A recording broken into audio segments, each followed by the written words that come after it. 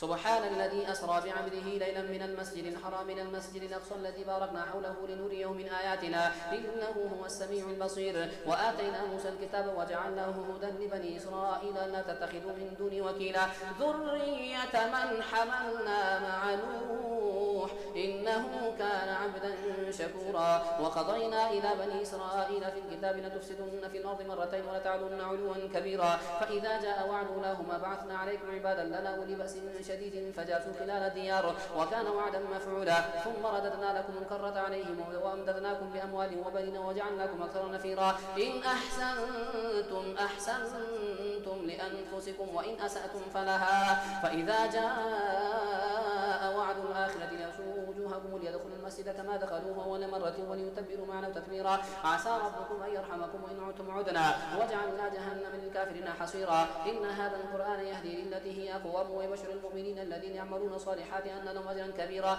وأن الذين لا يؤمنون بالآخرة أعتدنا لهم عذابا أليما. ويدعو الإنسان بالشر دعاءه بالخير وكان الإنسان عجولا. وجعلنا الليل والنهار آيتين فمحونا آية الليل وجعلنا آية النهار مبصرة لتبتغوا فضلا من ربكم ولتعلموا عدد السنين والحساب وكل شيء فصلناه تفصيلا. وكل إنسان ألزمناه طائره في عنقه ونخرج له يوم القيامة كتابا يلقاه منشورا. اقرأ كتابك كفى بنفسك اليوم عليك حسيبا. من اهتدى فإنما يهتدي لنفسه ومن ضل فإنما يضل عليها ولا تزر وازرة وزر أخرى وما كنا معذبين حتى نبعث رسولا. وإذا أردنا أن نهلك قرية أمرنا مترفيها ففسقوا فيها فحق عليها القول فدمرناها تدميرا. وكم أهلكنا من القرون من بعد نوح وكفى بربك بذنوب عباده خبيرا بصيرا. من كان يريد العاجلة عجلنا له فيها ما نشاء لمن نريد ثم جعلنا له جهنم يصلاها مذموما مدحورا. ومن أراد الآخرة وسعى لها سعيها وهو مؤمن فأولئك كان سعيهم مشكورا. كلا نمد هؤلاء وهؤلاء من عطاء ربك وما كان عطاء ربك محظورا. انظر كيف فضلنا بعضهم على بعض وللآخرة أكبر درجات وأكبر تفضيلا. لا تجعل مع الله إلها آخر فتقعد مذموما مخذولا. وقضى ربك أن تعبدوا إلا إياه وبالوالدين إحسانا إما يبلغن عندك الكبر أحدهما أو كلاهما فلا تقل لهما أف ولا تنهرهما وقل لهما قولا كريما واخفض لهما جناح الذل من الرحمة وقل رب ارحمهما كما ربياني صغيرا. ربكم أعلم بما في نفوسكم إن تكونوا صالحين فإنه كان للأوابين غفورا. وآت ذا القربى حقه والمسكين وابن السبيل ولا تبذر تبذيرا إن المبذرين كانوا إخوان الشياطين وكان شيطان ربه كفورا. وإما تعرضن عنهم ابتغاء رحمة من ربك ترجوها فقل لهم قولا ميسورا ولا تجعل يدك ممدودة إلى عنقك ولا تبسطها كل البسط فتقعد ملوما محصورا. إن ربك يبسط الرزق لمن يشاء ويقدر إنه كان بعباده خبيرا بصيرا. ولا تقتلوا أولادكم خشية إملاق نحن نرزقهم وإياكم إن قتلهم كان خطأ كبيرا. ولا تقربوا الزنا إنه كان فاحشة وساء سبيلا. ولا تقتلوا النفس التي حرم الله إلا بالحق ومن قتل مظلوما فقد جعلنا لوليه سلطانا فلا يسرف في القتل إنه كان منصورا. ولا تقربوا مال اليتيم إلا بالتي هي أحسن حتى يبلغ أشده وأوفوا بالعهد إن العهد كان مسؤولا. وأوفوا الكيل إذا كلتم وزنوا بالقسطاس المستقيم ذلك خير وأحسن تأويلا ولا تقف ما ليس لك به علم إن السمع والبصر والفؤاد كل أولئك كان عنه مسؤولا ولا تمشي في الأرض مرحا إنك لن تخرق الأرض ولن تبلغ الجبال طولا كل ذلك كان سيئه عند ربك مكروها ذلك مما أوحى إليك ربك من الحكمة ولا تجعل مع الله إلها آخر فتلقى في جهنم ملوما مدحورا أفأصفاكم ربكم بالبنين واتخذ من الملائكة إناثا إنكم لتقولون قولا عظيما ولقد صرفنا في هذا القرآن ليذكروا ما يزيدهم إلا نفورا قل لو كان معه آلهة كما يقولون إذا لابتغوا إلى ذي العرش سبيلا سبحانه وتعالى عما يقولون علوا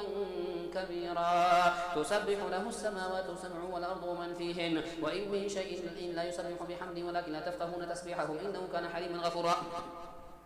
وإذا قرأت القرآن جعلنا بينك وبين الذين لا يؤمنون بالآخرة حجابا مستورا وجعلنا على قلوبهم أكنة أن يفقهوه وفي آذانهم وقرا وإذا ذكرت ربك في القرآن وحده ولوا على أدبارهم نفورا نحن أعلم بما يستمعون به إذ يستمعون إليك وإذ هم نجوى إذ يقول الظالمون إن تتبعون إلا رجلا مسحورا انظر كيف ضربوا لك الأمثال فضلوا فلا يستطيعون سبيلا وقالوا أئذا كنا عظاما ورفاتا أئنا لمبعوثون خلقا جديدا قل كونوا حجارة أو حديدا أو خلقا مما يكبر في صدوركم فسيقولون من يعيدنا قل الذي فطركم أول مرة فسينغضون إليك رؤوسهم ويقولون متى هو قل عسى أن يكون قريبا يوم يدعوكم فتستجيبون بحمده وتظنون إن لبثتم إلا قليلا وقل لعبادي يقول الذي أحسن إن الشيطان ينزغ بينهم إن الشيطان كان للإنسان عدوا مبينا ربكم أعلم بكم إن يشأ يرحمكم أو إن يشأ يعذبكم وما أرسلناك عليهم وكيلا وربك أعلم بمن في السماوات والأرض ولقد فضلنا بعض النبيين على بعض وآتينا داود زبورا قل ادعوا الذين زعمتم من دونه فلا يملكون كشف الضر عنكم ولا تحويلا أولئك الذين يدعون يبتغون إلى ربهم الوسيلة أيهم أقرب ويرجون رحمته ويخافون عذابه إن عذاب ربك كان محظورا وإن من قرية إلا نحن مهلكوها قبل يوم القيامة ومعذبوها عذابا شديدا كان ذلك في الكتاب مسطورا وما منعنا أن نرسل بالآيات إلا أن كذب بها الأولون وأتينا ثمود الناقة مبصرة فظلموا بها وما نرسل بالآيات إلا تخويفا وإذ قلنا لك إن ربك أحاط بالناس وما جعلنا الرؤيا التي أريناك إلا فتنة للناس والشجرة الملعونة في القرآن ونخوفهم فما يزيدهم إلا طغيانا كبيرا وإذ قلنا للملائكة اسجدوا لآدم فسجدوا إلا إبليس قال أأسجد لمن خلقت طينا قال أرأيتك هذا الذي كرمت علي لئن أخرتني إلى يوم القيامة لأحتنكن ذريته إلا قليلا قال اذهب فمن تبعك منهم فإن جهنم جزاؤكم جزاء مغفورا واستفزز من استطعت منهم بصوتك واجلب عليهم بخيلك ورجلك وشاركهم في الأموال والأولاد وعدهم وما يعدهم الشيطان إلا غرورا إن عبادي ليس لك عليهم سلطان وكفى بربك وكيلا ربكم الذي يزجي لكم الفلك في البحر لتبتغوا من فضله إنه كان بكم رحيما وإذا مسكم الضر في البحر ضل من تدعون إلا إياه فلما نجاكم للبر عرضتم وكان الإنسان كفورا أفأمنتم أن يخسف بكم جانب البر أو يرسل عليكم حاصبا ثم لا تجدوا لكم وكيلا أم أمنتم أن يعيدكم فيه تارة أخرى فيرسل عليكم قاصفا من الريح فيغرقكم بما كفرتم ثم لا تجدوا لكم علينا به تبيعا ولقد كرمنا بني آدم وحملناهم في البر والبحر ورزقناهم من الطيبات وفضلناهم على كثير ممن خلقنا تفضيلا يوم ندعو كل أناس بإمامهم فمن أوتي كتابه بيمينه فأولئك يقرؤون كتابهم ولا يظلمون فتيلا ومن كان في هذه أعمى فهو في الآخرة أعمى وضل سبيلا وإن كادوا ليفتنونك عن الذي أوحينا إليك لتفتري علينا غيره وإذا لاتخذوك خليلا ولولا أن ثبتناك لقد كدت تركن إليهم شيئا قليلا إذا لأذقناك ضيف الحياة وضيف الممات ثم لا تجد لك علينا نصيرا وإن كادوا ليستفزونك من الأرض ليخرجوك منها وإذا لا يلبثون خلافك إلا قليلا سنة من قد أرسلنا قبلك من رسلنا ولا تجد لسنتنا تحويلا أقم الصلاة لدلوك الشمس إلى غسق الليل وقرآن الفجر إن قرآن الفجر كان مشهودا ومن الليل فتهجد به نافلة لك عسى أن يبعثك ربك مقاما محمودا وقل رب أدخلني مدخل صدق واخرجني مخرج صدق واجعل لي من لدنك سلطانا نصيرا وقل جاء الحق وزهق الباطل إن الباطل كان زهوقا وننزل من القرآن ما هو شفاء ورحمة للمؤمنين ولا يزيد الظالمين إلا خسارا وإذا أنعمنا على الإنسان أعرض ونأى بجانبه وإذا مسه الشر كان يئوسا قل كل يعمل على شاكلته فربكم أعلم بمن هو أهدى سبيلا ويسألونك عن الروح قل الروح من أمر ربي وما أوتيتم من العلم إلا قليلا ولئن شئنا لنذهبن بالذي أوحينا إليك ثم لا تجد لك به علينا وكيلا إلا رحمة من ربك إن فضله كان عليك كبيرا قل إن اجتمعت الإنس والجن على أن يأتوا بمثل هذا القرآن لا يأتون بمثله ولو كان بعضهم لبعض ظهيرا ولقد صرفنا للناس في هذا القرآن من كل مثل فأبى أكثر الناس إلا كفورا وقالوا لن نؤمن لك حتى تفجر لنا من الأرض ينبوعا أو تكون لك جنة من نخيل وعنب فتفجر الأنهار خلالها تفجيرا أو تسقط السماء كما زعمت علينا كسفا أو تأتي بالله والملائكة قبيلا أو يكون لك بيت من زخرف أو ترقى في السماء ولن نؤمن لرقيك حتى تنزل علينا كتابا نقرأه قل سبحان ربي هل كنت إلا بشرا رسولا وما منع الناس أن يؤمنوا إذ جاءهم الهدى إلا أن قالوا وبعث الله بشرا رسولا قل لو كان في الأرض ملائكة يمشون مطمئنين لنزلنا عليه من السماء ملكا رسولا قل كفى بالله شهيدا بيني وبينكم إنه كان بعباده خبيرا بصيرا ومن يهد الله فهو المهتد ومن يضلل فلن تجد لهم أولياء من دونه ونحشرهم يوم القيامة على وجوههم عميا وبكما وصما مأواهم جهنم كلما خبت زدناهم سعيرا ذلك جزاؤهم بأنهم كفروا بآياتنا وقالوا أئذا كنا عظاما ورفاتا أئنا لمبعوثون خلقا جديدا أولم يروا أن الله الذي خلق السماوات والأرض قادر على أن يخلق مثلهم وجعل لهم أجلا لا ريب فيه فأبى الظالمون إلا كفورا قل لو أنتم تملكون خزائن رحمة ربي إذا لأمسكتم خشية الإنفاق وكان الإنسان قتورا ولقد آتينا موسى 9 آيات بينات فاسأل بني إسرائيل إذ جاءهم فقال لهم فرعون إني لأظنك يا موسى مسحورا قال لقد علمت ما أنزل هؤلاء إلا رب السماوات والأرض بصائر وإني لأظنك يا فرعون مثبورا فأراد أن يستفزهم من الأرض فأغرقناه ومن معه جميعا وقلنا من بعده لبني إسرائيل اسكنوا الأرض فإذا جاء وعد الآخرة جئنا بكم لفيفا وبالحق أنزلناه وبالحق نزل وما أرسلناك إلا مبشرا ونذيرا وقرآنا فرقناه لتقرأه على الناس على مكث ونزلناه تنزيلا قل آمنوا به أو لا تؤمنوا إن الذين أوتوا العلم من قبله إذا يتلى عليهم يخرون للأذقان سجدا ويقولون سبحان ربنا إن كان وعد ربنا لمفعولا ويخرون للأذقان يبكون ويزيدهم خشوعا قل ادعوا الله أو ادعوا الرحمن أيما تدعوا فله الأسماء الحسنى ولا تجهر بصلاتك ولا تخافت بها وابتغ بين ذلك سبيلا وقل الحمد لله الذي لم يتخذ ولدا ولم يكن له شريك في الملك ولم يكن له ولي من الذل وكبره تكبيرا الحمد لله الذي أنزل على عبده الكتاب ولم يجعل له عوجا قيما لينذر بأسا شديدا من لدنه ويبشر المؤمنين الذين يعملون الصالحات أن لهم أجرا حسنا ماكثين فيه أبدا وينذر الذين قالوا اتخذ الله ولدا ما لهم به من علم ولا لآبائهم كبرت كلمة تخرج من أفواههم يقولون إلا كذبا فلعلك باخع نفسك على آثارهم إن لم يؤمنوا بهذا الحديث أسفا إنا جعلنا ما على الأرض زينة لها لنبلوهم أيهم أحسن عملا وإنا لجاعلون ما عليها صعيدا جرزا أم حسبت أن أصحاب الكهف والرقيم كانوا من آياتنا عجبا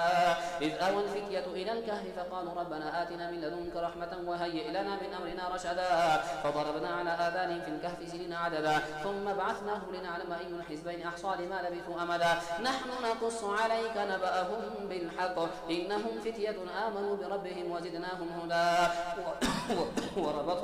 وربطنا على قلوبهم إذ قاموا فقالوا ربنا رب السماوات والأرض لن ندعو من دونه إلها لقد قلنا إذا شططا هؤلاء قوم اتخذوا من دونه آلهة لولا يأتون عليهم بسلطان بين فمن أظلم ممن افترى على الله كذبا وإذ اعتزلتموهم وما يعبدون إلا الله فأووا إلى الكهف ينشر لكم ربكم من رحمته ويهيئ لكم من أمركم مرفقا وترى الشمس إذا طلعت تزاور يتحاور عن كهفهم ذات اليمين وإذا غربت تقرضهم ذات الشمال وهم في فجوة منه ذلك من آيات الله من يهد الله فهو المهتد ومن يضلل فلن تجد له وليا مرشدا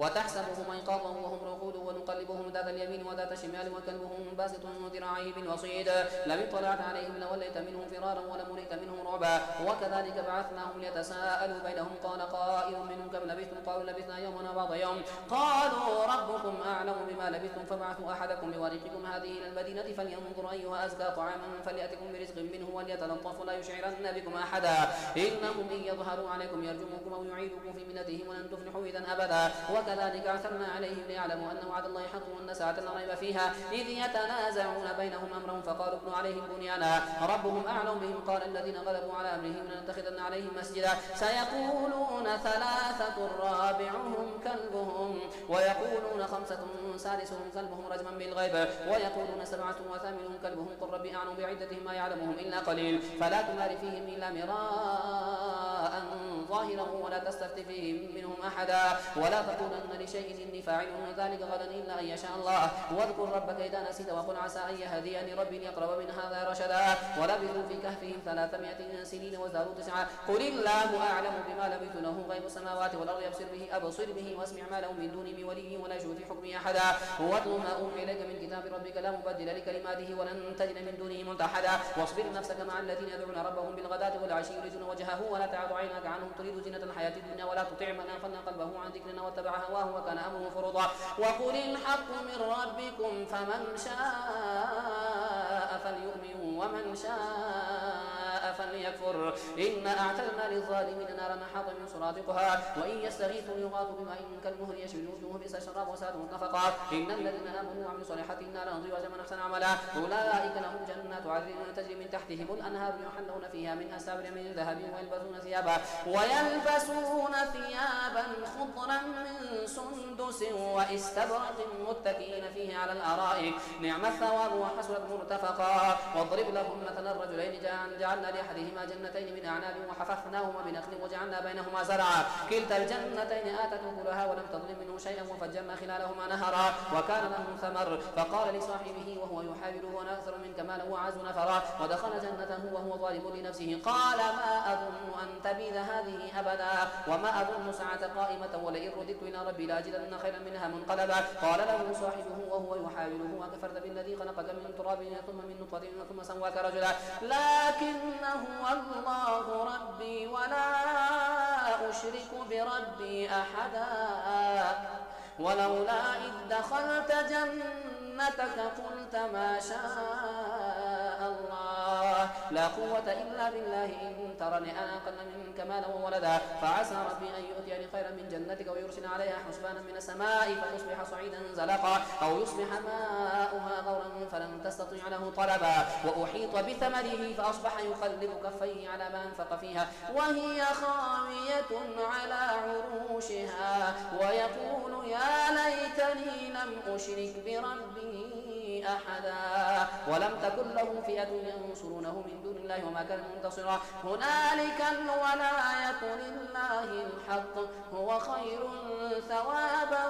وخير عقبا واضرب لهم مثلا حياة الدنيا كماء إن أنزلناه من السماء فاختلط به نبات الأرض فأصبح هشيما تذروه الرياح وكان الله على كل شيء مقتدرا المال والبنون زينة الحياة الدنيا والباقيات الصالحات خير عند ربك ثوابا وخير أملا ويوم نسير الجبال وترى الأرض بارزة وحشرناهم فلم نغادر منهم أحدا وعرضوا على ربك صفا لقد جئتمونا كما خلقناكم أول مرة بل زعمتم أن نجعل لكم موعظا ووضع الكتاب فترى المجرمين مشفقين مما فيه ويقولون يا ويلتنا ما لهذا الكتاب لا يغادر صغيرة ولا كبيرة إلا أحصاها ووجدوا ما عملوا حاضرا ولا يظلم ربك أحدا وإذ قلنا للملائكة الملائكة اسجدوا لآدم فسجدوا إلا إبليس كان من الجن ففسق عن أمر ربه أفتتخذونه وذريته أولياء من دوني وهم لكم عدو بئس للظالمين بدلا ما أشهدتهم خلق السماوات والأرض ولا خلق أنفسهم وما كنت متخذ المضلين عضدا ويوم يقول نادوا شركائي الذين زعمتم فدعوهم فلم يستجيبوا لهم وجعلنا بينهم موبقا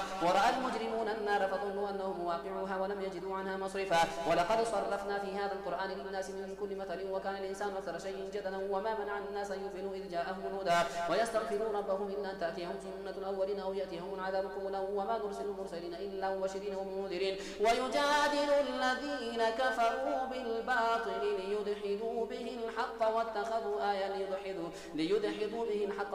آياتي وما أنذروا هزوا ومن أظلم ممن ذكر بآيات ربه فأعرض عنها ونسي ما قدمت يداه إنا جعلنا على قلوبهم أكنة أن يفقهوا وفي آذانهم وقرا وإن تدعوهم من الهدى فلن يهتدوا إذا أبدا وربك الغفور ذو الرحمة لو يأخذهم بما كسبوا لعجل لهم العذاب بل لهم موعد لن يجدوا من دونه موئلا وتلك القرى أهلكناهم لما ظلموا وجعلنا لمهلكهم موعدا وإذ قال موسى لفتاه لا أبرح حتى أبلغ مجمع البحرين أو أمضي حقبا فلما بلغا مجمع بينهما نسيا حوتهما فاتخذ سبيله في البحر سربا فلما جاوزا قال لفتاه آتنا غداءنا لقد لقينا من سفرنا هذا نصبا قال أرأيت إذ أوينا إلى الصخرة فإني نسيت الحوت وما أنسانيه إلا الشيطان أن أذكره واتخذ سبيله في البحر عجبا قال ذلك ما كنا نبغي فارتدا على آثارهما قصصا فوجدا عبدا من عبادنا آتيناه رحمة من عندنا وعلمناه من لدنا علما قال له موسى هل أتبعك على أن تعلمني بما علمت رشدا قال إنك لن تستطيع معي صبرا وكيف تصبر على ما لم تحط به خبرا قال ستجدني إن شاء الله صابرا ولا أعصي لك أمرا قال فإن اتبعتني فلا تسألني عن شيء حتى أحدث لك منه ذكرا فانطلق حتى إذا ركب في السفينة قال خرقتها لتغرق أهلها لقد جئت شيئا إمرا قال ألم أقل إنك لن تستطيع معي صبرا قال لا تؤاخذني بما نسيت ولا ترهقني من أمري عسرا فانطلقا حتى إذا لقيا غلاما فقتله قال أقتلت نفسا زكية بغير نفس لقد جئت شيئا نكرا